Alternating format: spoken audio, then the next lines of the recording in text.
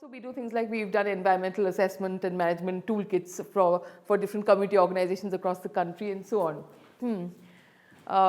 So what we're planning to do for this particular workshop is we will have two sections. One is tie and dye, one is gel printing. I'm now going to go straight into the tie-dye part of things. So what I'm going to do is, considering, and obviously there are aprons and there are kind of, you've got aprons, you've got little caps as well, because some persons have, some people have a habit of touching their hair from time to time. So if you're one of those, please, by all means use the cap. There are gloves there for anybody who needs to use those. You first wet it, okay? So you just put it into water, etc., make it damp. Wring it out carefully so that, like fully as much as possible, so that, it's damp basically. It's not like dripping wet. That's the idea, okay? Once you've got that, this can be scrunched up in different ways, okay? And those different ways will actually determine how your kind of pattern comes out, okay? So I'll look at some very basic ones. So I will be we'll all be using the little tub at the back to dip and do that, but I'm just kind of, at the moment I'm just talking through it so you know where we are, okay? So you've got this damp piece of cloth. So can you just pass me the fork from there? There's a fork there. Yeah. So one method is that you can get a circular, so one method will result in a circular pattern, okay, right. How do you get a circular pattern, okay, on your t-shirt or whatever it may be, okay. So I will be showing this on the damp cloth also, but just for us to kind of go. So you kind of take anything that's sharp, like a pair of scissors or a fork or whatever it is. Here on the dry cloth, you won't see it so much. You'll see it, I'll do it in the damp cloth in a minute. You kind of, if you circulate this, it will actually scrunch up in the middle and it will twist like that. You'll see very shortly, where basically you get this kind of a, like a kind of spiral, okay. And it just, you keep doing it until the whole cloth kind of wraps around that fork. At that point, what you're doing is, you're rubber banding it. So you would take some rubber bands. So you're sectioning it off. So you might do, I'm doing it with the dry one, so obviously we're not going to see that same effect. But so let's say if I section it off into, let's say 6 parts or 8 parts or something like that, okay. So this is obviously I'm demonstrating on the dry, but actually it wouldn't be dry, it would be wet, that it would be like that, okay. So now this is basically the cloth that you're going to work with, and you have to have any kind of like, you will see that you need to have something like a rack ideally like that, okay. We don't have that many racks today, but we can work with the longer cloth and work, if you just pass that. So you place it on the rack. Why are we using a rack? When you use a rack at home, the idea being that whatever you're working on, you don't want the dye to pool underneath it, because when you're coloring. So it needs to kind of not pool, which is why you're lifting it up. That's the basic idea, okay. So you put it on a thing like that, and obviously you have a tray or something beneath to catch any kind of extra dye. Then you use the dye, which you'll find, in little bottles like that with a, kind of opening at the top. And you might put, I might put blue there, I might put green there, whatever it is, you're dripping. The idea is you don't oversaturate the cloth, because if you oversaturate any section, let's say if I take one section and I put too much dye in there, okay, then it will start moving into other sections and it will bleed. So you'll get a kind of hodgepodge of colors. So the idea being that you put dye, but you don't put immense amounts of dye. If you've got folds in the cloth, you can even use a tweezer to kind of put a little bit of dye between. If you don't, it doesn't matter. It still looks very pretty. Like you'll get the white sections, which will be the place where the dye didn't reach, okay. So that's fine, okay, because it's so beautiful that it naturally takes on a pattern, okay. The idea is to kind of do that. Once you've put dye across the different sections, you flip this over, and then you put dyes on the opposite side. You can put a different set of dyes, you can copy the same pattern, okay. Then this wet thing, which is full of dye, it goes into a plastic bag like that, okay. At least I've got compostable ones. You put it in there and you leave it for 6 to 8 hours, ideally 8 hours, okay. Once you've done, then the dyes actually set in. Then there are further steps. For example, you have to wash it with cold water. After you've washed it, why are you washing it with the cold water? The idea being that you're letting all the extra dye run out. because whatever the cloth has been able to absorb, it's absorbed by then, and the extra bits run out basically when you hold it under the cold tap. Then you put it in your washing machine or wherever you want to do it, or if you're doing it by hand wash, in hot water, in a hot water cycle, where all the extra dye will run out. So after that, then your t-shirt is ready to wear. There are many other things you can do with it. There are, professional fixatives so that, your colors stay more vibrant for longer and this and that, etc. But looking at the basic process, that is what it is. Okay. So let's use, coming back to this. So the spiral was done with that fork thing, okay, as I was saying, fork or something pointy, okay. Another thing that you can do is you can get patterns like that, okay. How are you getting this? Basically what you're doing is you're rolling up the cloth. So if I take, say, any piece, well, I'll undo that, convenience of dry cloth.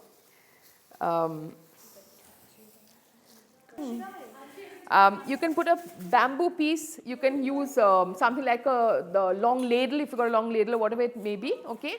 But just simply take that and you're rolling. Sorry, a bit late, but it's perfect. Oh, thank you, perfect. Thank you so much. So you're rolling this piece of cloth, I'll hold it up in a second, okay. So you can just do it directly, or you can simply, I'm just doing a little fast, so I'm not kind of going into, ideally you should be a little fine, but let's demonstrate. So if you roll your cloth up like that, okay, now if you have something really long, let's say something like, there's an apron that you're kind of, or maybe a long skirt that you want stripes down or whatever it is, right? It's not practical for you to take a rubber band and kind of go down there and then pull the rubber band and make it go tight, right?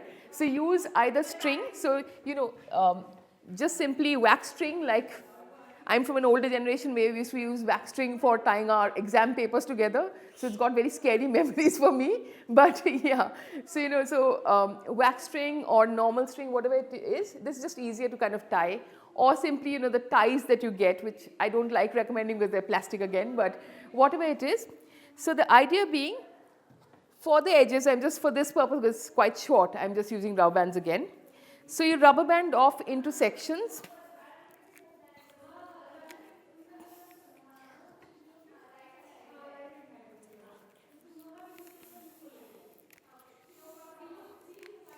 Okay. Again, it's up to you how many sections you want to kind of go for.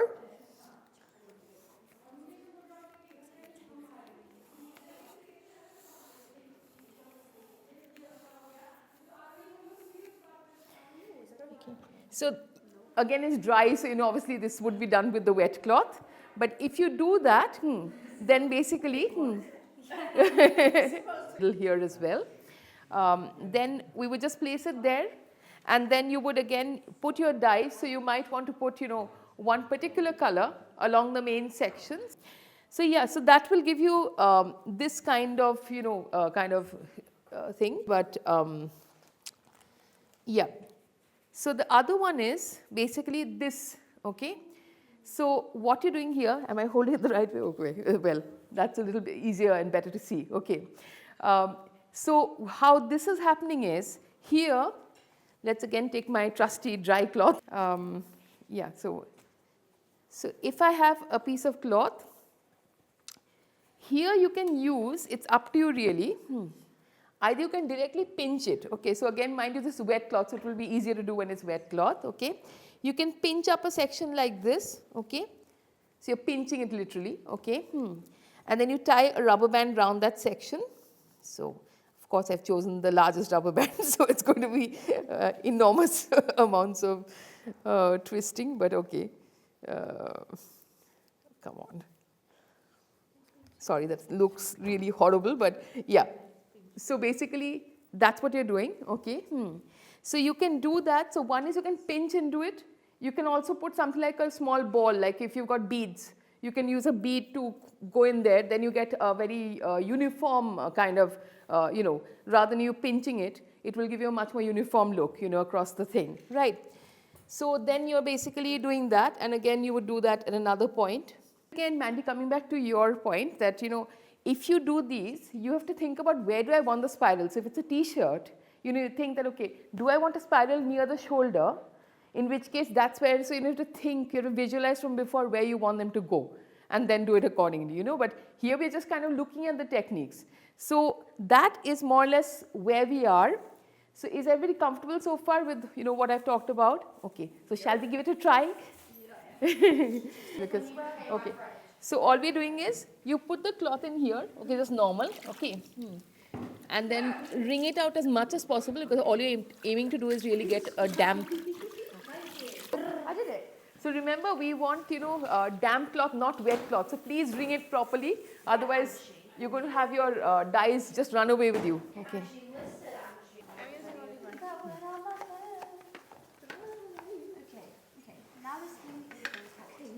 So I'm just going to, dye will usually, like, you know, you'll have a, you know, kind of container in which you have the powder usually, and then you put in the water and shake it very well. When you're at home, especially mix it well, because otherwise the resin that will kind of come out, you know, when you're trying to, and as I said, this has a standard top, but the thing is, obviously, if you go for a needle top or something, you have a lot of control over, you know, what you're doing. Okay. So I'm just going to fill these up with the water, and they very conveniently have put a line so you know where to go up to. I don't actually, I go a little less, but you know, you will find the right medium, because that's, you know, this kind of thing, tie and dye, is about experimenting. The more you try, the more, you know, the better you get at it, and you know what texture dye you want, you know, how thick or how thin you want it. And another obvious thing is, obviously, if you add more water, you'll get a lighter color. If you add less water, you'll get a deeper color. That also happens. You would actually,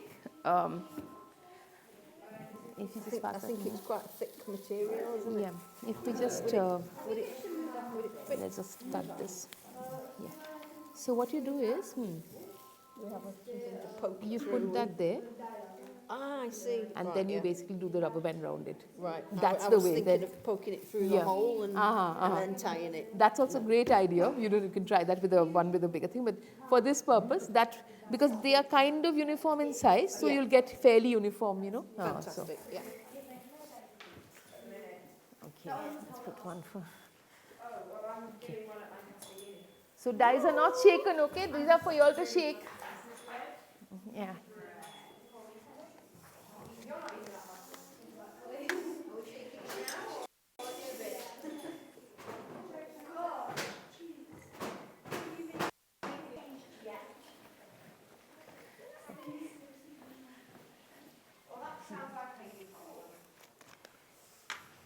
Right. So this is the shake and share subsection, where you all kind of have to share the colors to make sure that, you know, you're getting where you are. Rainbow. So what do we want with your cloth? What is the So- maximum, do you think? Maximum in terms of the colors, it's up to you, but what you would have to do is you section off accordingly, because then, you know, it's easier to keep track of what you're doing. Some people, they will even use markers to mark, you know, kind of sections on the cloth, that where they want, you know, the colors to go, okay? I don't know, because there's no black. Yeah. And that's my original colour. Ah, then that's pink, yeah. God, this is... That's right. Yeah. Yeah, So just, you know, kind of so you've got pink. share and swap around. Feel free to move, you know, kind of around the table and pick up whichever colors you want. Red, and what colours go well with red? Okay. Yellow. No, that's way too bright. Green. You can make it Christmas. Not Christmas. Also remember that, you know, if you use something like, for this for example, I was using green and blue, but you will get in between colors as well. So, you know, and you remember vaguely the color wheel, if you remember. So if you've got something like, you know, red and yellow, you are going to get orange too. So, you know, there'll be these kind of in between colors as well. Okay. So choose. So, you know, you can do something very, we can have our own color wheel. So basically you put the color that you want to, pass your bottle to the next person, and the next person, if they don't need it, they'll pass it around. That way, you know, we can all kind of, you know, get the colors moving around the table. So you pop it into, once you finish, pop it into plastic bags, okay, like those bags, so, right, because it needs to stay damp for 6 to 8 hours, and then you put it into one of the trays which you'll take home with you. So you've got one, I'll give you another tray as well. So you've got 2 trays here, okay, and you've got labels. You've got lots of pens at the back. Okay, so once you finish, you're just going to pop it into one each into these. Okay. Wrap it up. Just keep it here. Label your tray and keep it at the back. All right.